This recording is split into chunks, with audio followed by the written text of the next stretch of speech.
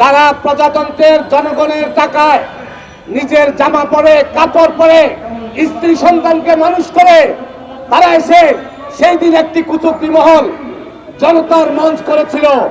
দেশনেত্রী বেগম খালেদা জিয়া ভদ্র রাজনীতি করেন, মানুষের রাজনীতি করেন, মানুষের ম্যান্ডেট দিয়ে রাজনীতি করেন।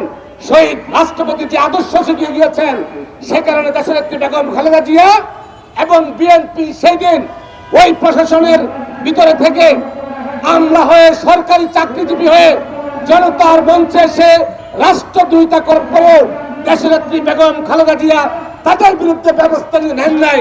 এটা কি দুর্বলতা? অবশ্যই না।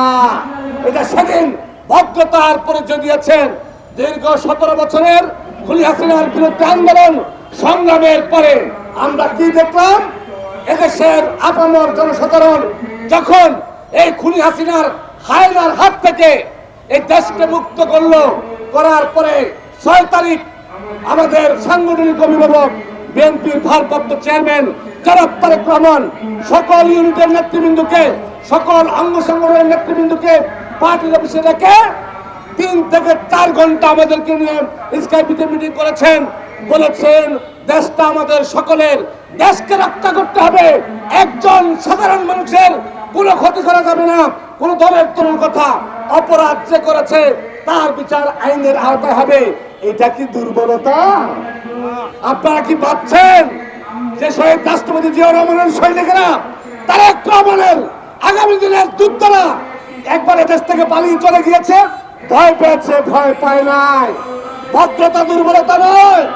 আমরা আমাদের নেতার নির্দেশ মেনে সকল ক্ষেত্রে অন্যায়, অত্যাচার, অবিচার, দুর্নীতি সবকিছু রোধ করার চেষ্টা করছি।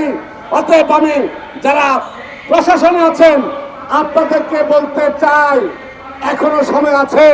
নিজের স্ত্রী সন্তান, নিজের রুটি রুটির ব্যবস্থা করে রাষ্ট্রদ্রোহিতার আওতায় না গিয়ে দেশের হয়ে যে ডিপার্টমেন্টে আছেন কর্ম করেন, কোনো আপত্তি নাই।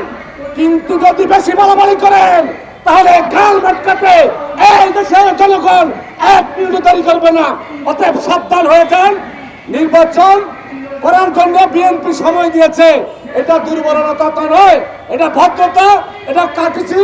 একটা রাষ্ট্রকে 17 বছর যেভাবে তলাবিহীন জুলির দিকে নিয়ে যাচ্ছিল, সেই কারণে বিএনপি জনাব তারেক রহমান, দেশনেত্রী বেগম খালেদা জিয়া একটু সাজিয়ে গুছিয়ে জাতীয় নির্বাচন দেওয়ার জন্য বিএনপি সময় দিয়েছে। এটাকেও দুর্বলতা মনে করলে আপনারা এখনো ঘুরে আছেন। এদেশের জনগণ শুধু দেশনেত্রী বেগম খালেদা জিয়া, তারেক রহমানের একটি নির্দেশনা আছে। যখন নির্দেশনা দেবে তখন দেখবেন 12 ঘন্টা নয়, 2-4 ঘন্টার ভিতরে বাংলাদেশের চিত্র পরিবর্তন হয়ে যাবে।